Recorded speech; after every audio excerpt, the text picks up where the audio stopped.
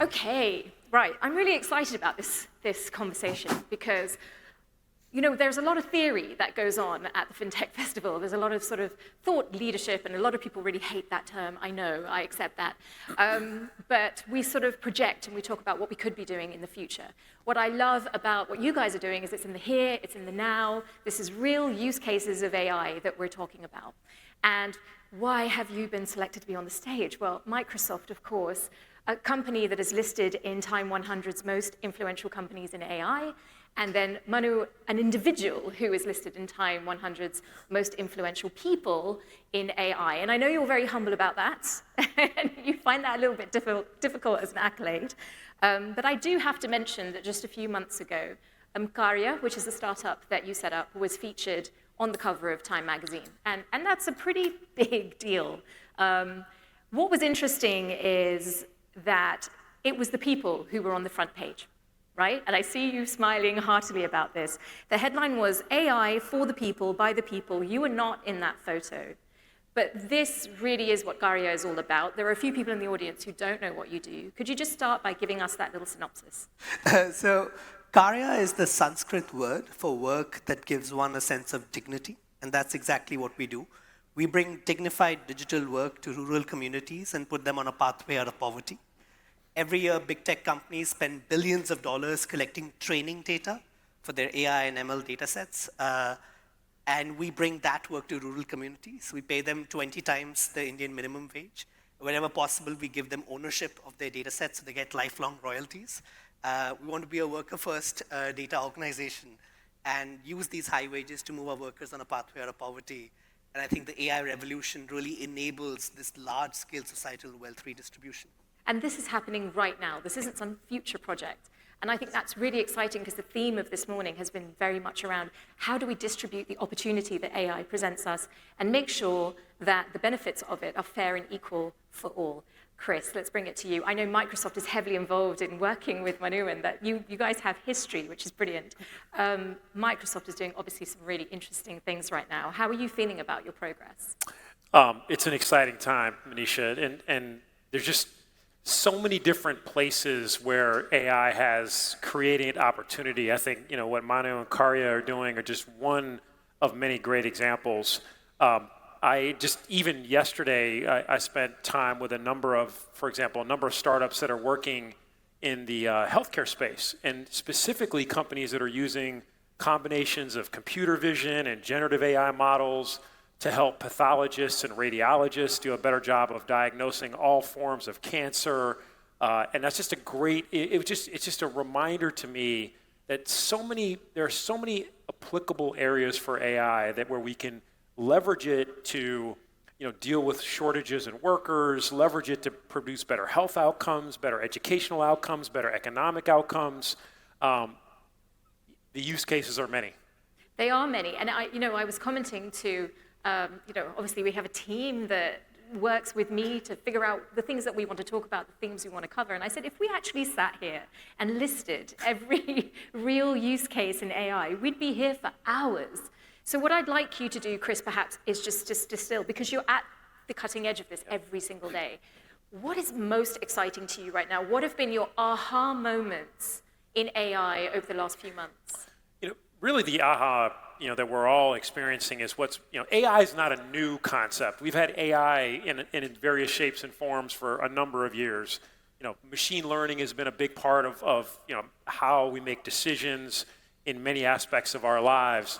But what's been new in the last year is really generative AI, which allows us to reason over train over very large amounts of data, reason over very unstructured concepts. And over kind of my personal journey with this, what I've been struck by with generative AI is the flexibility with which it can be applied to different projects. It can be applied to a concept. Like for example, one of my first, I was playing around with this probably a year and a half ago, and this is before ChatGPT was kind of publicly available. And I asked it to write a letter to an 8-year-old.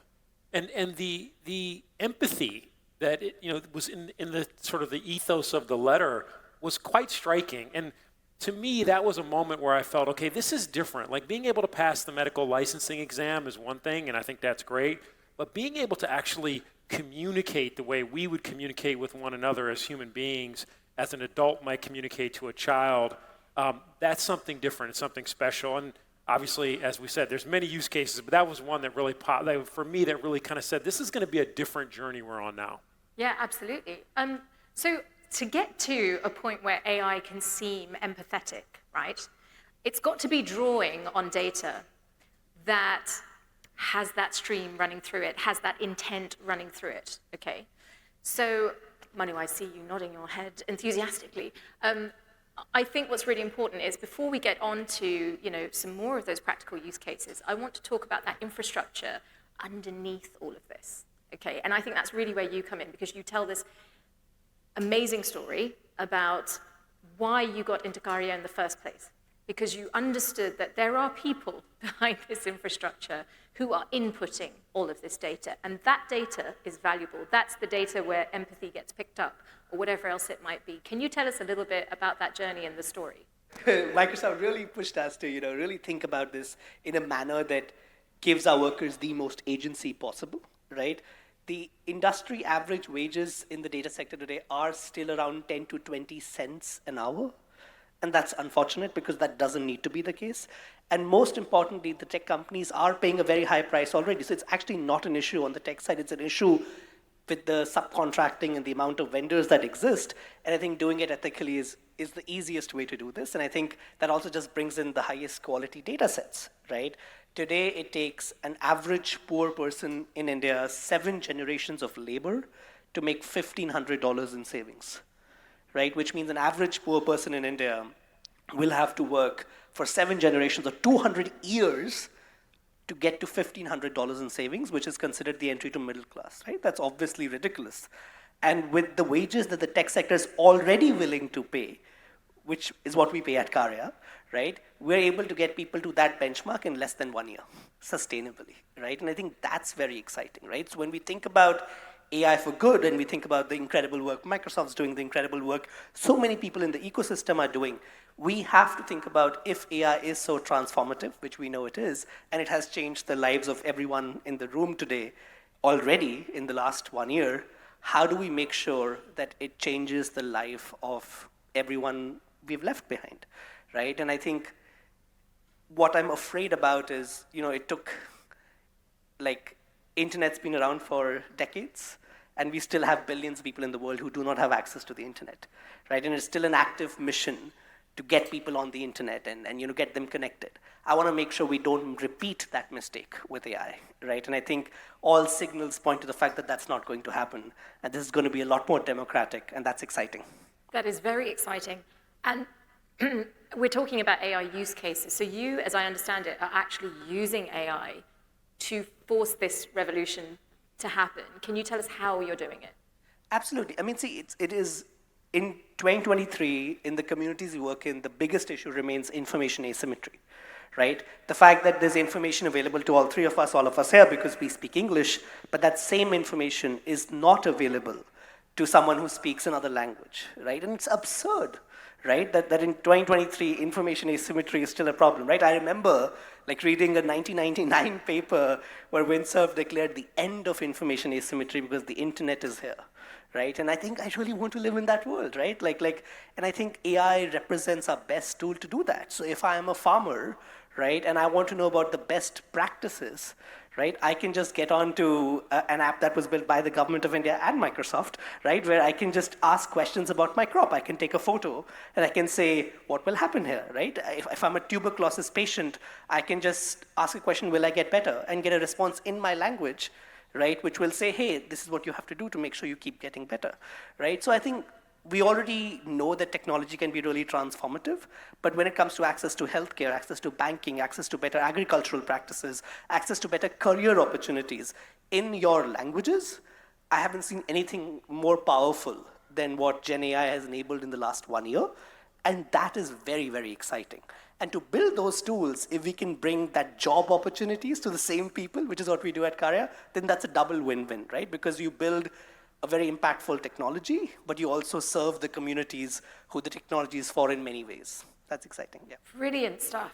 I am beginning to get some questions on Slido. Thank you for those. I'm not going to ask them right now. I'm just going to cover a couple more things, but I'm going to start weaving these in because there are some fantastic questions, and we're going to get there gradually. Chris, so Microsoft. Microsoft is focusing its attentions in terms of AI on some big themes. One of the big themes, of course, is AI for accessibility. And I know, Manu, you also have a take on this. Let's start with why this is really important and what's happening in this space. I mean, obviously, one of the opportunities we have with AI is to improve accessibility for so many people. I think Manu used a term, who might be left behind. And so, for example, using AI, for example, to help someone who has impaired vision be able to see, because you can ask the AI questions, about why you can put a camera on something and ask the AI to explain to you what it's seeing. That's just a great example of bringing accessibility to people who wouldn't have otherwise have the ability to see an object clearly or see the way from point A to point B. But the way we think about our role, to start in all of this is really to be a foundation, to be a platform for others to create. Whether that be something like OpenAI, which is creating on our platform, and then we've been able to build that into many of our different products. But we have an entire ecosystem of organizations that are building on our platforms. And so, when we think about accessibility, there's obviously capabilities we'll build ourselves, but we're trying to encourage an entire ecosystem of players to build with us. Whether it's educational products that are being built on our platform, or whether it's healthcare products being built on our platform, tooling. Great example. I was talking with a partner the other day that's in the mental health space. So many of us don't even understand, how important it is to provide basic access to mental health services. So many people go through their day unable to function as effectively as possible because they're worried about different, things that may have happened in their lives. Maybe something happened to a parent or a child or a friend, and just being able to provide AI-based access to counseling services. It's a use case, frankly, I hadn't thought about until I met with this partner the other day. But I said, wow, how powerful this is that, I might be in the middle of my day at work. I got a call from my kid's school. I'm having maybe a bit of a crisis about it. To be able to then just open up Copilot and have the mental health service be embedded in a tool that I'm using as part of my work is a great example of creating access to a service that we all need that's going to make our lives better. And and you're doing it through your work and your tooling at work. And those are just some examples that I would share that we're bringing to the population I think are really powerful. Chris, I had a very interesting conversation yesterday with a Hollywood director about AI in the creative industry, but it turned into a very philosophical conversation, essentially about sort of morality and all sorts of other issues. I'll be honest, and I don't know whether people in the audience feel this, I'm sort of thinking about myself using Copilot, and an integrated tool on mental health. But, there's a very fine line there because you have to make sure that this is a completely bias-free, trustworthy system. How do you answer to questions around that kind of thing? So the topic you're raising is responsible AI, yeah. and that has been a foundation of everything that we do at Microsoft. Now, some of the good news is, because we've been building AI, this didn't all just happen a year ago when ChatGPT was released to the market, which is literally almost exactly a year ago from now. But we've been working on AI for many years at Microsoft. So over the years, we've been building a series of responsible AI principles that we govern everything that we do by. There's practices. We've built tools to test for things like bias, for example. For example, at Microsoft, no new feature gets released related to AI into any part of our portfolio if it doesn't, without it going through a series of tests, and then you have to submit it to a council to actually have it, ultimately released. And so we take responsible AI very seriously. And then obviously where we find problems along the way, we work quickly to remediate and move on. But we do fundamentally believe that you have to fight bias. You have to work for the right level of fairness and accessibility. And responsible AI starts with your principles, what you believe in, And that then allows you to go and, you will learn along the way, and we have learned a lot along the way. But, this is years of work that, we've now been able to put into practice as, as generative AI has taken off. Yeah, and it has to be concurrent and ongoing. Saying that, Manu, I think you can make a great contribution here, because backstage, you told me about some work around this bias issue. There's bias around gender, there's bias around culture, and you've been working on a project that addresses that. Yeah, I think taking a slight step back, right? Like Kentaro Toyama was one of my favorite researchers in the world, also from Microsoft, had this quote. I feel like I'm like advertising Microsoft, but I actually love them.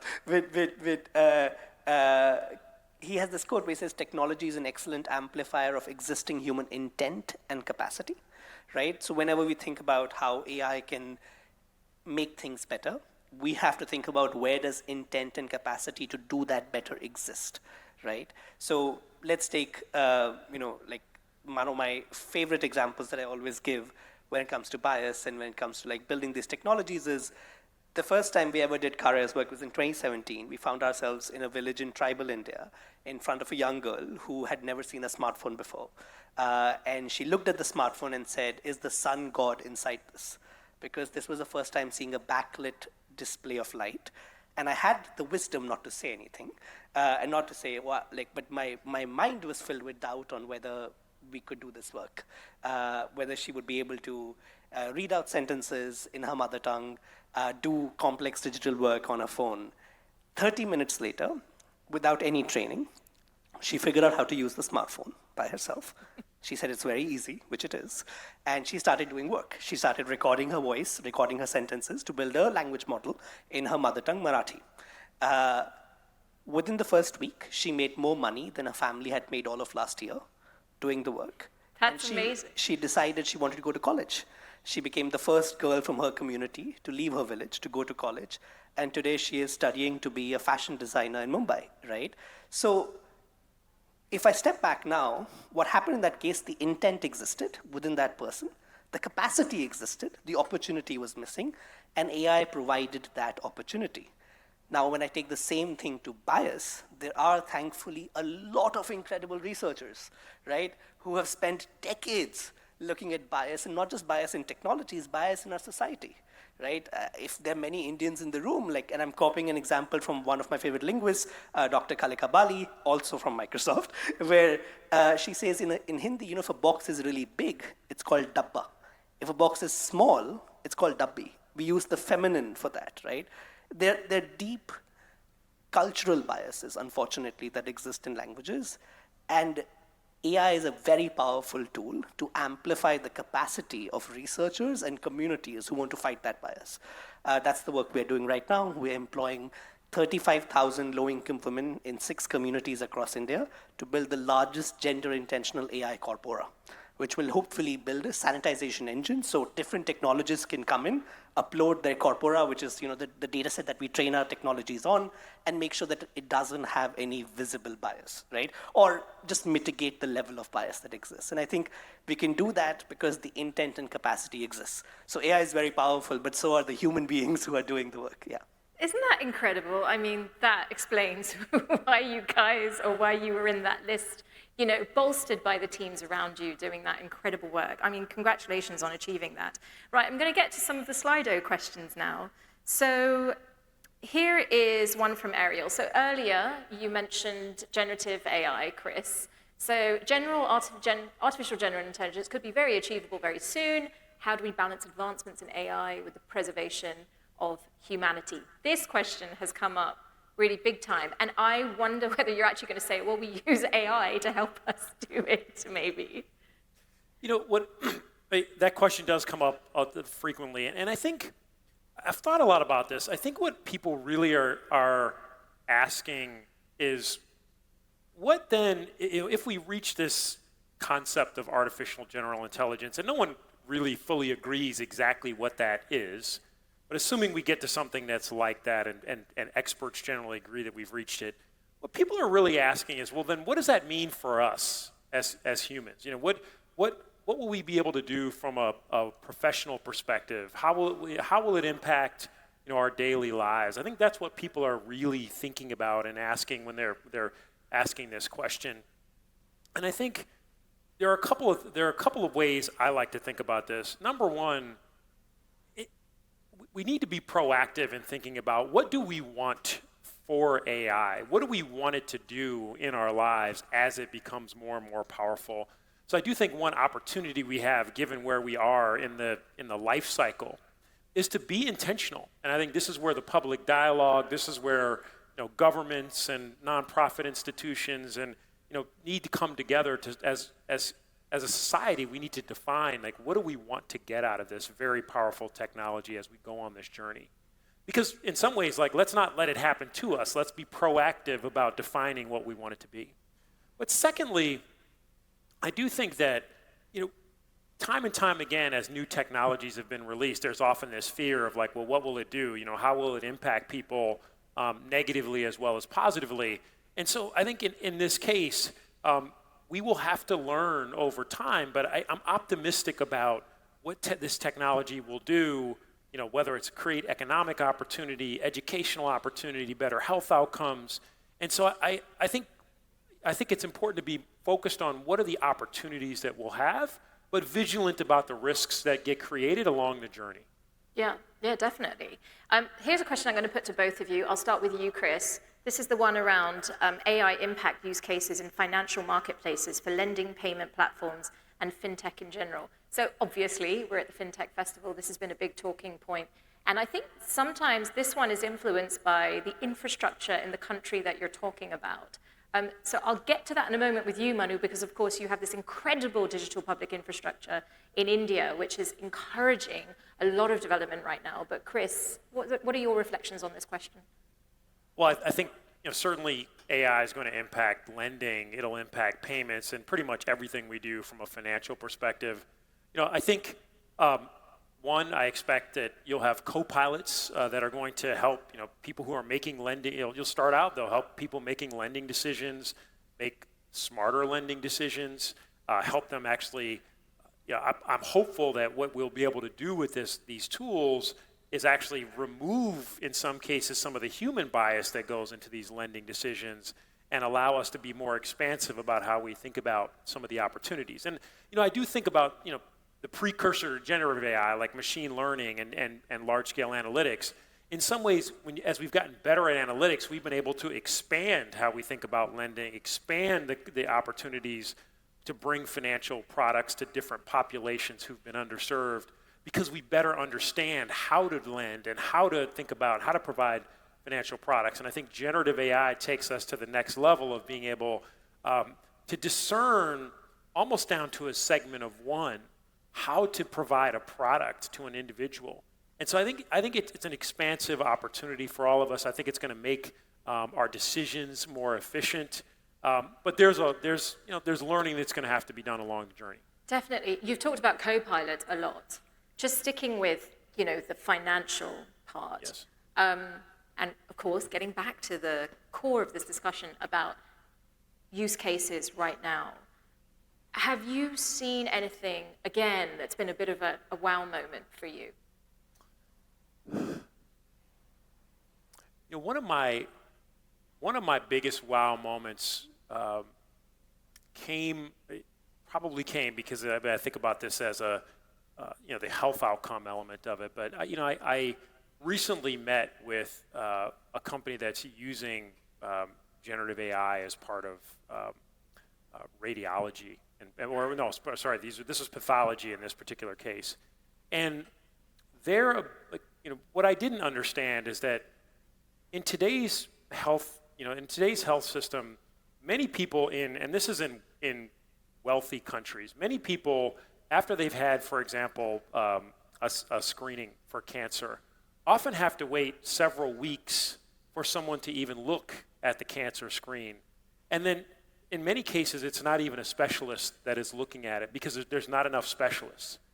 Now, with some of what we've seen to date, we can actually move that up to the place where before the patient leaves the doctor's office, they're in a position to receive a first read on their results. And that, if you think about the mental anguish that you go through if you've had to go through a screening and then you're waiting weeks, and then obviously if there's anomalies or things like that, there's potentially more time. Those are examples where I see, and by the way, the technology works on both sides. It can work to assist the physician, but it also is being deployed to explain to the patient how to think about and interpret the results. Again, brings down their anxiety levels, helps them understand what to do next, potentially engage effectively in a care program. Like, these are the things that I think could really improve health outcomes for a broad swath of the population. And so that's an example of something I've gotten really excited about. Yeah, and I mean, it's not something I like to connect, but it's a reality, particularly in countries that have private healthcare systems, is having some sort of symbiotic system where also then you figure out what is my insurance capability, et cetera, et cetera. And I imagine we'll get into a world where that is more seamless, and that makes it much easier for the person going through it. Manu, we were talking about the digital payments infrastructure. Obviously, this has been something that has underpinned a lot of advancements in India in particular. How has that helped facilitate, in answer to this question, the impact? And what you're doing is you're bringing incomes for people who otherwise would never have had access. Yeah, I mean, we're in a very lucky position in India, for sure, right? Nowhere in the world do you have millions of people who have access to a smartphone. 78% of rural Indians now have access to a smartphone, according to the latest ACER report. They have access to cheap data, thanks to Jio and everything that's happening in India, and they have access to bank accounts due to UPI and Aadhaar, and despite that, they're among the poorest people in the world, right? So that intersection is very rare, which means that this digital infrastructure can be used to bring tasks or just economic demand from the world directly to people, and I think that's very, very powerful. When I think about AI use cases in this section, right? Like, I think I'm very excited to see lots of banks create applications when it comes to voice-enabled access to their services, right? Even today, when we visit our villages, it is very normal for people to take days off work just to go to the bank, which is often in another village or like hours away, to check their account balance and check if payment has come through, right? And that reality is slowly changing, thankfully, right? So people are able to, like, I just saw a banking app recently where you can open your phone and you can say, how should I invest my money? And through your voice, literally, like, allocate funds sustainably, responsibly.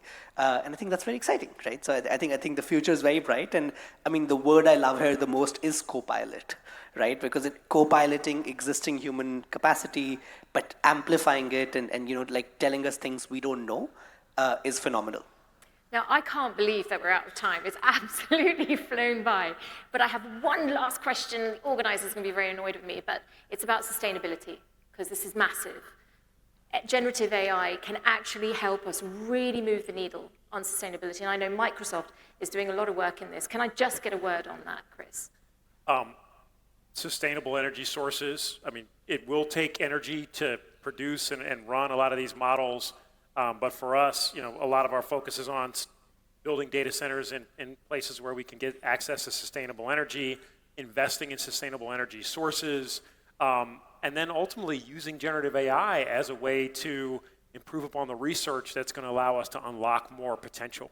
Yeah, one of the biggest problems we've identified at the festival when it comes to ESG is measurement. But now, if we can get the data, and if we can process it much faster, we can achieve in weeks what it would have taken years to do, right? I'm so glad we squeezed that in. I'm so glad I got to speak to both of you. Chris, Manu, you've been a delight. Please, everyone, show your appreciation for the gents on stage. Thank you.